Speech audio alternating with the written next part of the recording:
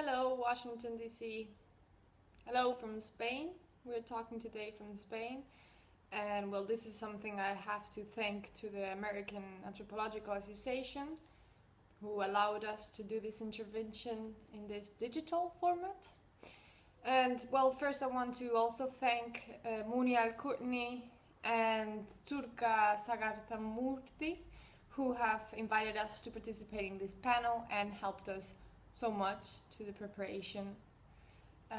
Lastly, Association for Medical Anthropology and the Association for Anthropology of Policy and Society, thanks for sponsoring our intervention by providing technical support required. So today's panel is about medical anthropology in Trump's era. And as you probably all know, medical anthropology is one of the branches that has more visibility outside academia and more job opportunities. It has proven it's profitable and has helped reach a better understanding of the triad health, sickness, care. Unfortunately, even though this has happened, medical anthropologists seeking to work outside academia are not as often as called from working teams as they would like to. So why is this happening? In Spain, they are almost inexistent. So are we not communicating well what we do or our desire to work in these areas? Pablo Mondragon and myself consider that anthropologists from different parts of the world must learn new digital communicative skills that allow them to use social media channels to promote their work, prove its value, and circulate different and new types of challenging ideas.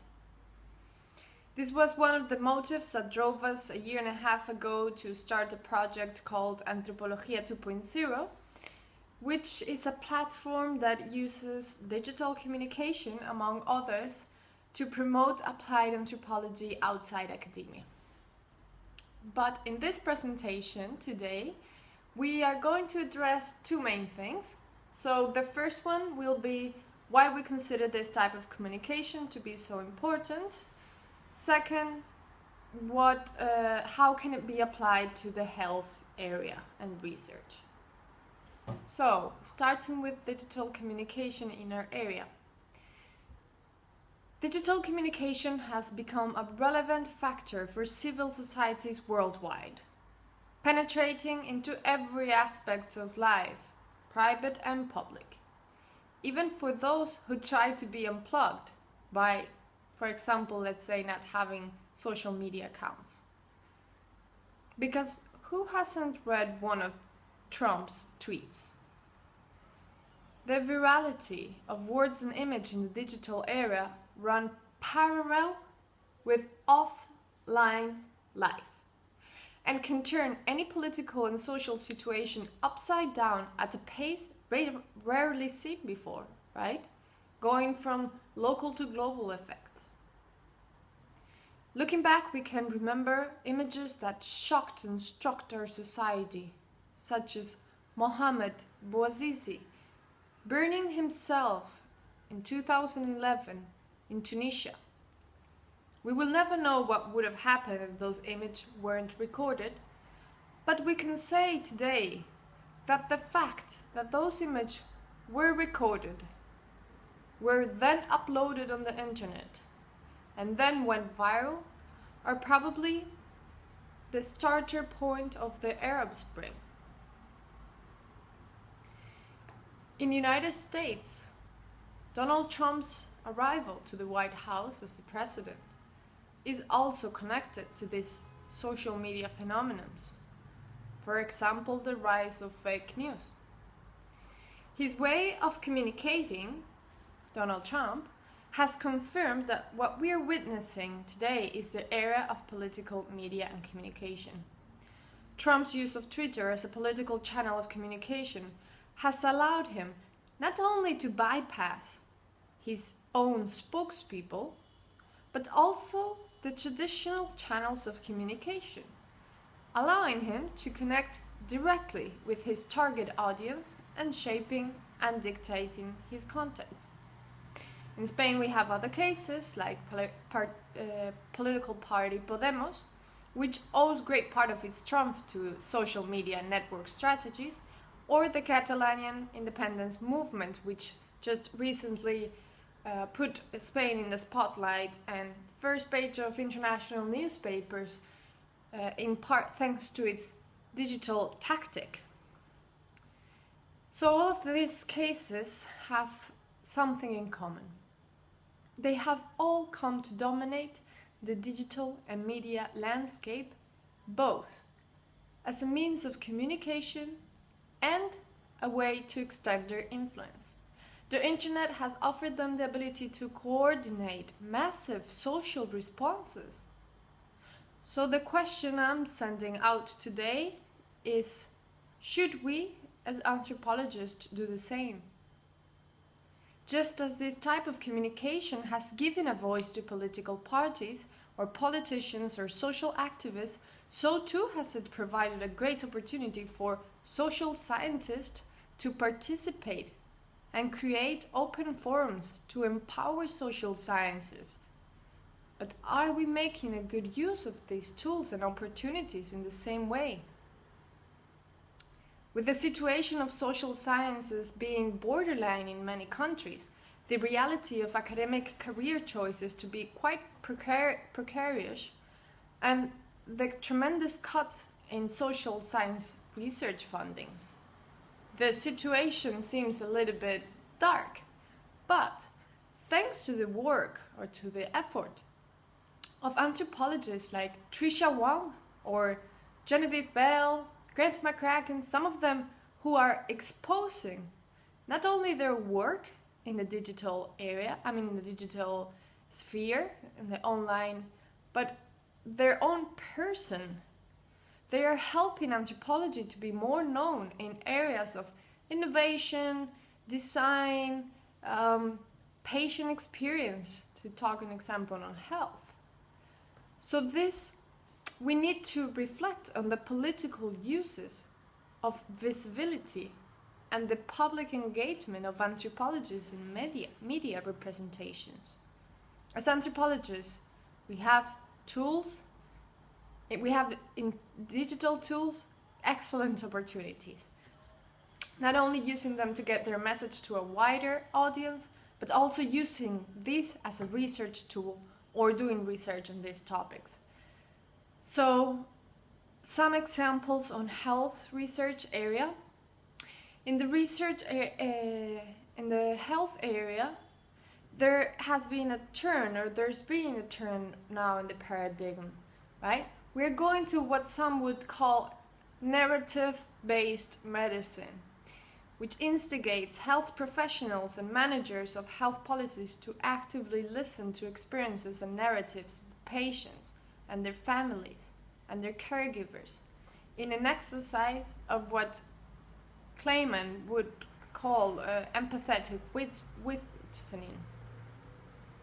So this brings back the importance of patient outcomes. Great. The thing is that nowadays many patients are communicating or expressing their feelings and emotions, their experiences with their illnesses and problems and health issues more extensively on the internet than in their doctor's offices. Many patients are YouTubers, they're bloggers, they use Facebook, they search for their health problems. So the internet is being revolutionary in the way the patients are conceiving and experiencing health issues. And looking for information could be extremely helpful, right? Bibliotherapy has been proven to be very helpful, but who hasn't looked up their alignments on the internet and ended up with a little hypochondriac crisis, right? It's not always best to ask Google about your health. But okay, where do ethnographers enter in all of this? Well, we want to highlight two. There's two aspects I'm going to highlight today. So that would be first, as we've been already mentioning, the use of digital communication to expand our results, our findings, and to participate in open forums of health regarding issues on health, sickness, and attention. But the second one I'm gonna explain a little bit more is research on e-health or health 2.0, right? So what is known as health 2.0 demands critical digital health studies from anthropological viewpoint. Deborah Lupton describes 4 aspects to reflect on. So that's health and medical websites and platforms, telemedicine and telehealth, the politics of digital health, and digitized embodiment. So from the most external of these, like the apps that get information from us, to the most intrusive prosthetics that attach to our bodies or go inside, all of these gadgets are collecting data, collecting health data from us, right? So we're all getting a little bit obsessed with our health data, with how many hours we slept, what's our heart tension, and this is taking us to a growing movement of quantified self, with some called quantified self, in which people put a lot of trust, they rely on those numbers those gadgets are collecting to think, to represent their health. But following the words of Tricia Wong, in times of big data, we need to apply thick data. The numbers of those data and those devices are really no good without an interpretation of what they mean. And that's where a lot of anthropologists are entering in this area too. It's not only about complementary work with big data, there's also the ethnography on health systems, like we've said before in the first one. So, to sum up, how can we highlight the importance of real-world data in health area? Well, that's what we have to do. What about blogging? What about Wikipedia? Are you a good at talking in video? So be a YouTuber. And especially, this is another question I'm sending out today to all of you listening. And this is, how can we anthropologists use digital communication and still maintain rigorosity and a scientific approach? How can we use the social media, fashions, phenomenons, virality, and still maintain our scientific and rigorous way of working? So to conclude, well, anthropology has definitely a word to say in designing the future. So one of the classical problems of our discipline, it's its invisibility. Nobody knows what it is. So we find this problem to be approachable, easy approachable in today's digital area. And so that's why Antropología 2.0 aims to dissolve bad preconceptions of our discipline by showing the scope of applied anthropology studies and its impact on our society's lives, real world.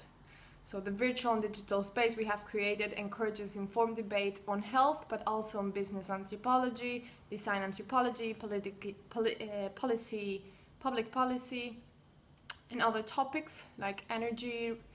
So we aim to bring together researchers, practitioners, students, but not only that. The real objective is to get to also to organizations, to companies, and have them understand what anthropology could do in their organization, increasing the job opportunities for anthropologists seeking to work outside academia. So we invite you all to visit our website if you would like to, and write us if you have any questions or would like to collaborate. I hope you all enjoy the rest of the panel, and thank you so much for listening today. Goodbye.